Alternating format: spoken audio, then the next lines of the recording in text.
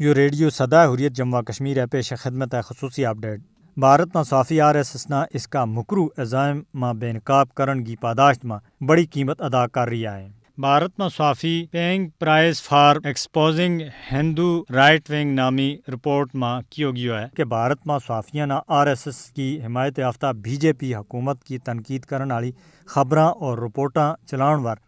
ہندوتوا قوتوں کی طرف سے تیزی سے دھمکیوں کو سامنا کرنا پی رہی ہے فسطائی مودی BJP اور RSS کا حامیانہ ناراض کرن کی خبروں کی اشاعت کے بعد بھارت میں صافیانہ ملازمت تے بے ہاتھ توڑنا پی رہی ہے مودی حکومت کی ناکامیانہ بے نقاب کرن ور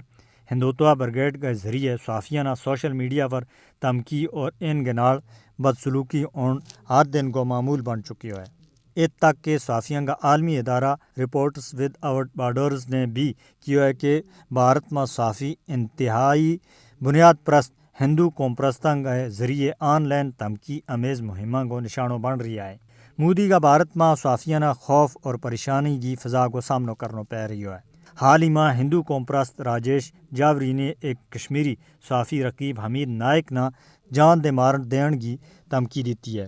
جس نے یہ انکشاف کیا ہے کہ امریکہ میں دائیں بازو کا ہندو قوم پرست گروپوں نہ کورونا امدادی فنڈ وصول ہویا ہے کشمیری صحافی رقیب حمید نائک نے الجزیرہ کا ایک جائزہ میں لکھا ہے کہ ہندو بالادستی اور مذہبی ہندو انتہا پسند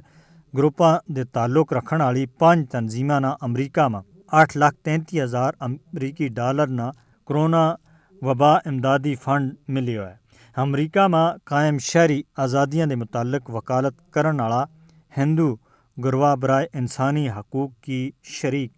بانی سنتیا ویسو ناتھ نے اس خدشہ کو اظہار کیا ہے کہ امریکہ وبائی امداد رقم جڑی ہے بھارت میں مسلمانوں اور دوجا اقلیتوں کے خلاف نفرت انگیز مہم کے واسطے استعمال ہو سکے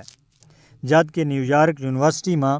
میڈیا اسٹڈیز کا پروفیسر اروندر رجا گوپال نے کیا ہے کہ RSS نہ اس سے وابستہ لوگوں کے ذریعے ایک بڑا عرصہ دے غیر ملکی فنڈنگ مل رہی ہے RSS کی سربراہی میں ہندوتوا طاقت بھارت نہ ہندو آمریت پسند ریاست میں تبدیل کرنا چاہ رہی ہے